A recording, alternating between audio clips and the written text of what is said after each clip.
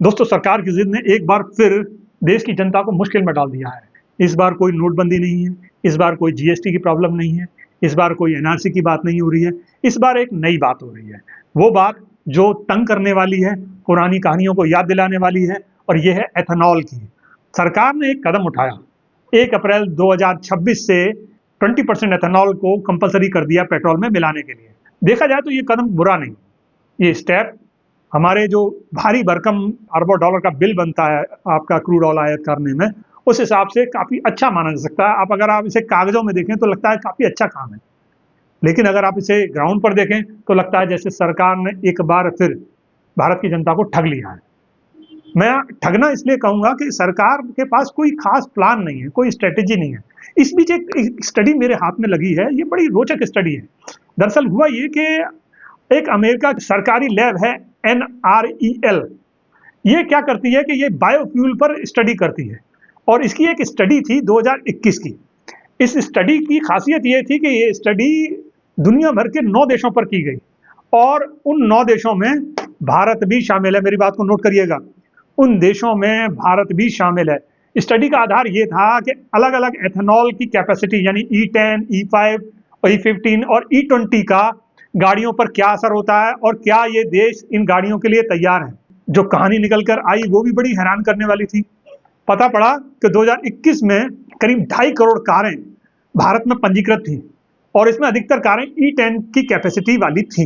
एक दूसरा एक इंटरेस्टिंग बात पता लगी कि देश भर में करीबन 15 करोड़ से ज्यादा वाहन तिपहिया और दुपहिया भी थे, और रजिस्टर्ड वाहन की बात मैं कर रहा हूं, और उसमें अधिकतर E10 के लायक बन सकते थे। अब आप सोचेंगे कि E10 की कैपेसिटी अगर तब 2021 में E10 की थी तो अब E20 में क्या दिक्कत है।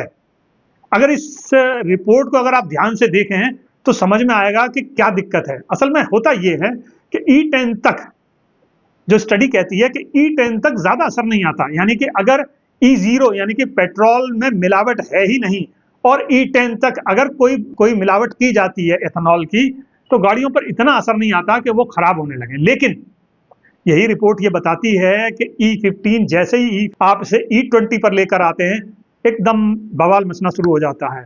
रिपोर्ट के कुछ चीजें बड़ी रोचक हैं और पढ़ने वाली हैं। इसकी पेज नंबर 55 पर बड़ी इंटरेस्टिंग सी कुछ जानकारी है जो जानना चाहिए आप सब लोगों को। अगर आप E20 का इस्तेमाल करते हैं या ज्यादा एथेनॉल का इस्तेमाल करते हैं तो गाड़ियों पर क्या असर होता है, ये 3 हिस्सों में समझ लीजिए।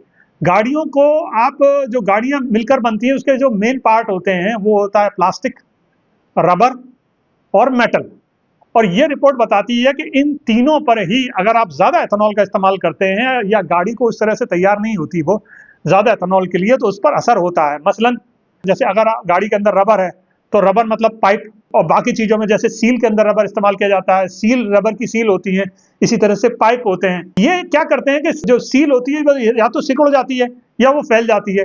इसी तरह से जो पाइप होते हैं वो, उनकी लंबाई एकदम बढ़ने लगती है, उनमें खिंचाव आ जाता है। अगर हम प्लास्टिक की बात करें तो प्लास्टिक का भी यही हाल है, सेम इसी तरह की कंडीशन प्लास्टिक की भी होती है। तीसरी जो कंडीशन है मेटल की, और ज्यादा खराब है। जब ज्यादा एथेनॉल इस्तेमाल होता है तो मेटल में जंग लगने लगता है, और इसमें सबसे खास चीज है जो समझने और देखने लायक है वो ये, जो फ्यूल टैंक होता है, अगर एथेनॉल ज्यादा इस्तेमाल होता है तो उस फ्यूल टैंक पर जंग लगने लगती है, उसके इर्द गिर्द जंग लगने लगती है अंदर से। अब दिक्कत यह है कि जो अगर वो E10 तक था तब तक वो चल जाता था, लेकिन E20 में ये ज्यादा होता है। और इसकी एक वजह यह भी होती है कि एथेनॉल की एक खासियत यह भी होती है कि वो हवा से पानी बना लेता है, और उसके बाद जंग की एक पॉसिबिलिटी बन जाती है। एथेनॉल की ये समस्या है। तो अब देखिए समस्या कब शुरू हुई। समस्या तब शुरू हुई जब सरकार ने 1 अप्रैल 2026 से E20 कंपलसरी कर दिया, यानी कि अगर आप पेट्रोल पंप पर जाते हैं तो आपको E20 पेट्रोल ही लेना पड़ेगा। यहां से प्रॉब्लम स्टार्ट हुई, और जो मैंने पहले समस्याएं आपको बताई हैं वो उसकी प्रॉब्लम्स हैं। तो दिक्कत यह है कि सरकार ये मानने को तैयार ही नहीं है कि ये नहीं चल सकती हैं, ये समस्या आ रही है। तो आपको ये स्वीकार करना पड़ेगा। ये रिसर्च बड़ी इंटरेस्टिंग है, और मैं इसको इसलिए कोट किया कि जब ये कहा जाता है कि स्टडी है, कहाँ हुई बताइए, कहाँ है, हमने तो ये कर लिया, तो ये स्टडी तो इंडिया में हुई है। जब ये रिपोर्ट ऑनलाइन अवेलेबल है, एक बड़ी अमेरिकी सरकारी लैब ने ये रिपोर्ट, ये स्टडी की है, और उसमें इंडिया भी शामिल है। तो क्या ये मैं मानूं कि ये हमारे यहाँ जो सरकारी बाबू हैं, सरकारी सिस्टम है, क्या उन्होंने ये स्टडी नहीं की होगी या उन्होंने ये रिपोर्ट नहीं देखी होगी? ये बात परेशान करती है। और इसमें जो सबसे ज्यादा दुखद है वो ये कि ऑटो कंपनियां जिन्हें कम से कम वास्तविकता का साथ देना चाहिए, वो हजारों करोड़ रुपया जो है हमारे भारतीयों से इस ऑटो इंडस्ट्री में कमाती हैं, और उसके बाद जब सवाल जवाब की बारी आती है तो तुरंत वो सरकार का पक्ष लेने लग जाती हैं। वो ये भूल जाती हैं कि उनके कस्टमर एक आम भारतीय हैं, सरकार नहीं है। लेकिन डर और अपनी जान और अपनी खाल बचाने के लिए उन्होंने सरकार का पक्ष लिया और ये कहा कि इसमें कोई दिक्कत नहीं।